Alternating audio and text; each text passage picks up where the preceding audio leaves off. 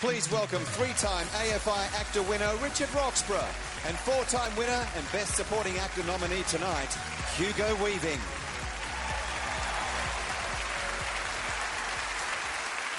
Hello, mate.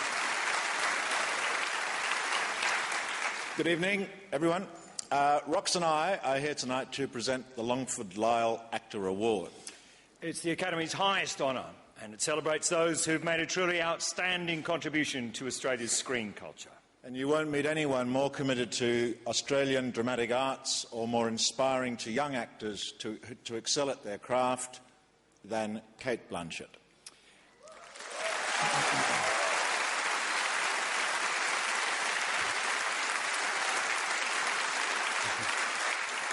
I've known Kate since she was fresh out of drama school. I worked with her first on stage when she was Ophelia, when I played Hamlet, and I remember her as unfailingly truthful, utterly exposed, brimming with tears, and covered with snot.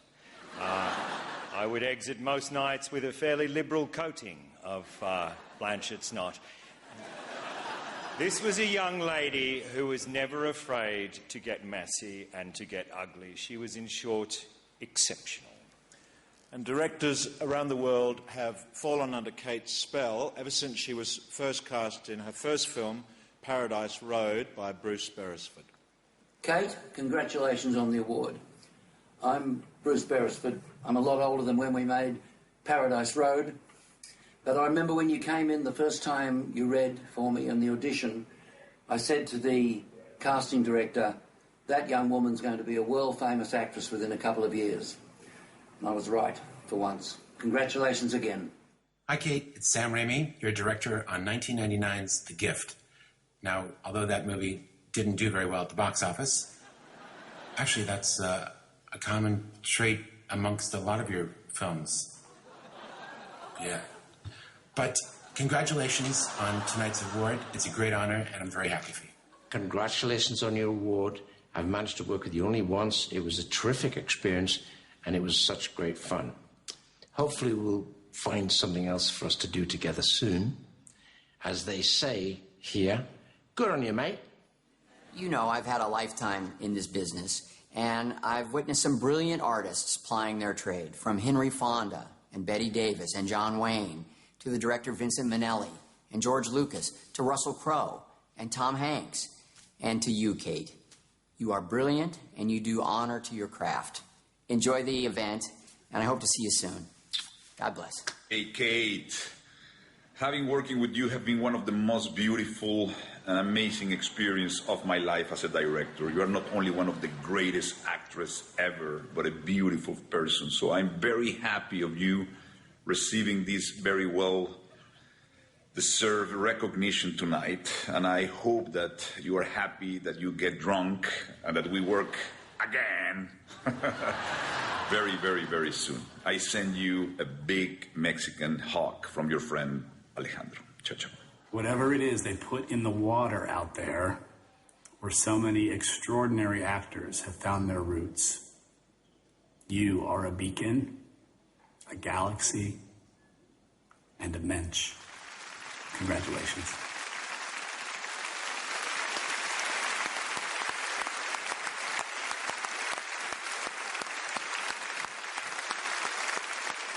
And that was Todd Haynes at the end there, who directed Carol, Kate's latest movie, which comes out next month. As we just saw, Kate has left a lasting impression on some of the world's best directors, including Gillian Armstrong.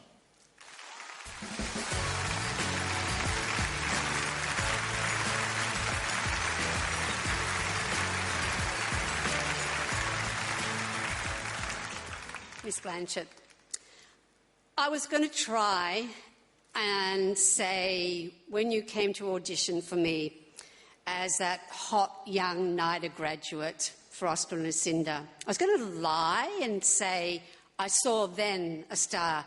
But you know, I'm such a pathetic liar, so I probably should tell the truth that you turned up with bleached white hair, no eyebrows, a really, really revolting head cold. But you did make it to the shortlist, and that second audition, with eyebrows, we went, that's our Lucinda. And I don't know if you knew, but it was like 5 months of pitching to 20th Century Fox to say, please let us cast this amazing young actress. Yeah, she's a nobody, but we promise one day she'll be somebody. And the only way I talked Peter Chernin, the head of Fox, into casting you was I had to describe every inch of your face to him and say that is a face that will one day be on magazine covers. So I thank you for making my promise come true. I was actually writing the speech and went by a bus stop just in the weekend, and there you were looking at me. And every time I see you, I go, yay. So Oscar and Lucinda was sort of important for a couple of reasons. One, that when our trailer was run at working title, Shekhar Kapoor went, there is my Elizabeth. And so your career was launched internationally. I wished it was launched internationally with Oscar and Lucinda, but, you know, it was an art film. And then there was the second reason. We had like a hiatus in the middle of the shoot because we had to drown Oscar. So we let you go off for a week, and you went and visited somebody else's set, and you played around with some of the crew, and you came back and you said, I'm in love. So, you know, you've always made good choices. And I sort of feel somehow like I'm your director, but I feel like your second mother, because I'm so proud of you. And I could bang on like all the other directors about your great talent, but I know you've got guts, you work hard, you take risks. But you know what I'm most proud about? That you've used your celebrity, you've used that face on the magazines to say, I believe in this, and this matters, and this cause matters. And I think that you've done that with great grace, and you're an extraordinary role model. So, what can I say? You've given so much back to this country. You could have stayed. You and Andrew came back and really put your heart and soul into fighting for a great theatre company, giving chaps like this a chance to, you know, like everyone already knows them in the movies, but they came and they had standing ovations in New York and in London. And I think that for that, you deserve this award. What can I say? You're too beautiful, you're too talented, you're a mother of, I did see you on the Jimmy Show and you couldn't even remember how many children you've got. But I believe it's 4 at the moment, unless you're trying to outdo Angelina, and 2 dogs. So you deserve this, kid. I love you.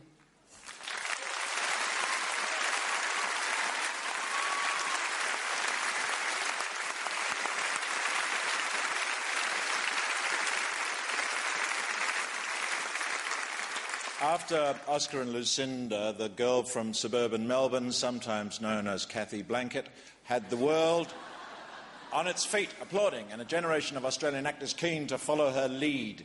If anything demonstrated that hard work and determination got you places, then Kate's performance as Katharine Hepburn in The Aviator was it.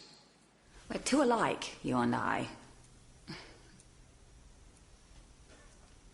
You met someone? Someone more appropriate to me, I mean. What does that mean? More appropriate? Someone more attuned to my needs. Look at me, Katie. Stop acting. Oh, I'm not acting. It's been over 10 years since we worked together on The Aviator, and I think of it every day. I remember when I read the script and I thought, how are we going to do this? I mean, who could play Katharine Hepburn? And then I was at the Golden Globes. I think I was there for Gangs of New York. And you came out to present something. And you sort of walked across the stage in this, I think, an Armani dress. And my wife leaned over, Helen, and she said, there's your Katharine. I said, you're right. And somehow it all worked out. And we got to work together, and it was astonishing and moving, genuinely and continually for me. And since then, I've marveled with the work you've done with all these other directors. I've marveled, and I've become increasingly irritated by this. I mean, Todd Haynes, and Todd knows I love his work for years. I mean, but, you know, So, when are we going to work together again? So, congratulations, Kate, to you, and my love to you and your family, and have a wonderful night.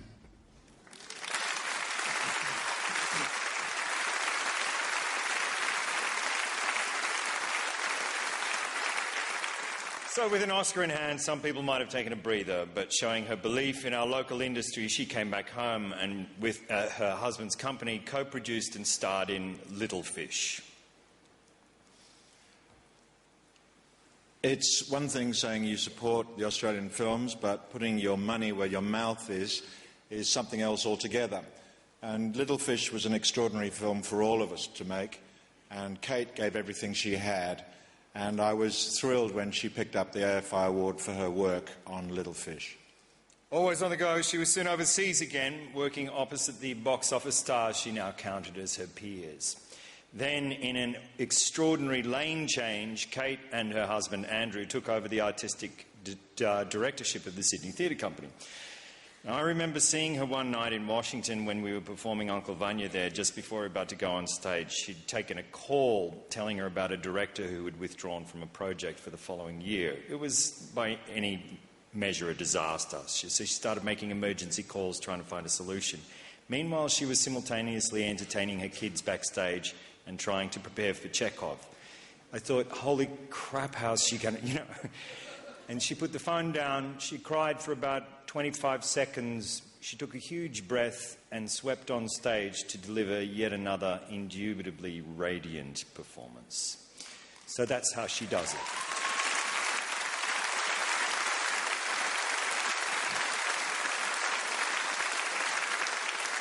Shortly after, she played the lead in Woody Allen's Blue Jasmine. And with the second Oscar on her mantelpiece, Kate's clout helped persuade Robert Redford to shoot his political drama Truth in Sydney, creating jobs here and providing an avenue for Australians to showcase their skills. Our story was about whether the president fulfilled his service. Nobody wants to talk about that. They want to talk about fonts and forgeries. And they hope to God the truth gets lost in the scrum. You can usually define a performer by their work. And if that's the case, then I think we can all understand why Kate is receiving this award. Her work is extraordinary, and she makes it look easy, which is not an easy thing to do for actors, but she does.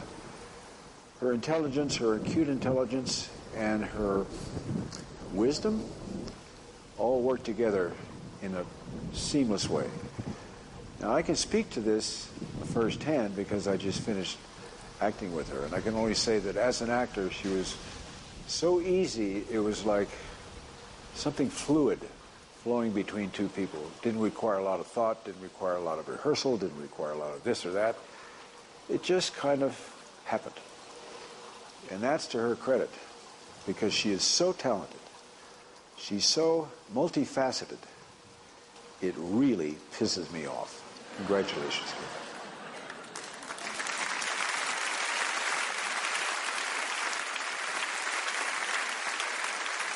Her sheer dedication to the Australian dramatic arts and encouragement of homegrown talent is an inspiration. And it's our privilege to call her a friend. We love you dearly. Ladies and gentlemen, the recipient of the Longford-Lyle AACTA Award, Кейт Бланшетт.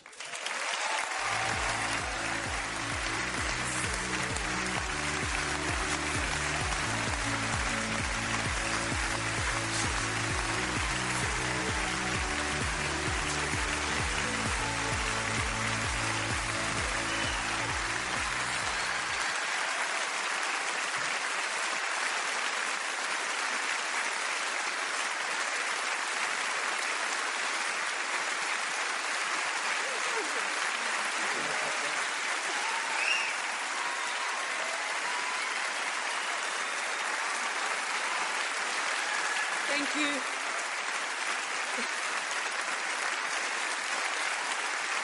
Thank you. Look, I just want to sort out this snot stuff. There's been some really nice things said about me. Look, no mucus. I've had my sinuses cauterized, which is not a sort of a metaphorical way of saying I've had my breasts done. I've actually had them cauterized. So there's no mucus anymore. Thank you. To receive this from you guys is astonishing. You're not only three of the most influential people in my career. Oh, I've become one of those ridiculous people who cry. It's just a fucking award. But also three of the greatest humans that I've had the great pleasure to work with and call my friends, so thank you. And there's several of you in the house tonight, and Sasha's there, and Marta's there, so many of you. Oh, it's so annoying. And look, I want to thank... When AACTA called and said that they wanted to present this to me, and thank you for saying about the younger actors that I have influenced, and pointing to my age. Perhaps I am old enough to receive this, but maybe I do need to get that breast job. But there's so many people more deserving, I think, of Jill Bilcock and Margaret Pomerantz. There's so many people who could be receiving this. So thank you to AACTA. But particularly, thank you for recognising Lottie Lyle's work and expanding the title of this award. So often in any industry, the film industry is no exception, female achievement, just sort of... because we just get on and do stuff. Gets swept under the carpet. So I think it's fantastic that AACTA is coming into the 21st century. And so it's got a particular pleasure for me to receive this, and also with the extraordinary and eclectic bunch of people who've received it before me. I have no words of wisdom, except to say that I think that careers are sort of based on a lot of timing, good timing and opportunity. And when I came out of drama school back in 1992, yes, probably there's a lot of people in the room who weren't even born then, but we won't even go there. There were a swathe of actresses who had already blazed a trail where I could see a possibility of forging a career. And Ruth Cracknell, Judy Davis, Toni Collette, Rachel Griffiths, Claudia Carvin. I mean, the list is endless. Jackie McKenzie. And that was an incredible time to be coming out of drama school. Also, when there was a great sense of pride in our industry. And walking that red carpet, every time we all do, we talk about, isn't this a great year for Australian film? Is this some fluke? Or it's something we should be surprised by? We should be bloody proud of it. And we don't need... the films don't necessarily need to go to another country. Our stories are worth consuming here.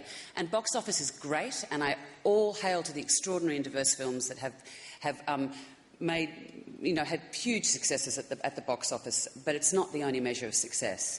And I'm incredibly proud to continue to work in this industry for no other reason than it's great.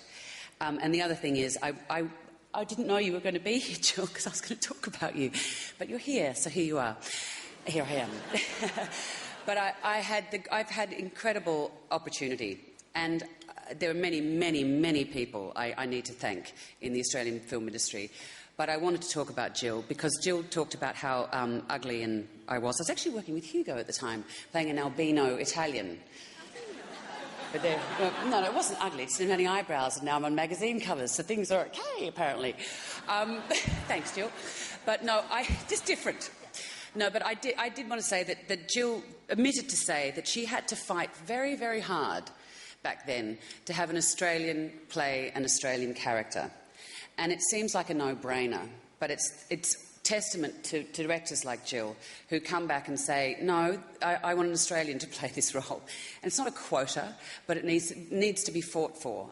There's so many Australian actors who are doing extraordinary work, but when it's a director like yourself who could have anybody, and you decided to have me, even without the eyebrows, and fight for and budget cut. If you had a budget cut, yeah, that's true. You actually took a cut in the budget to have an Australian play an Australian role. Now, isn't that silly?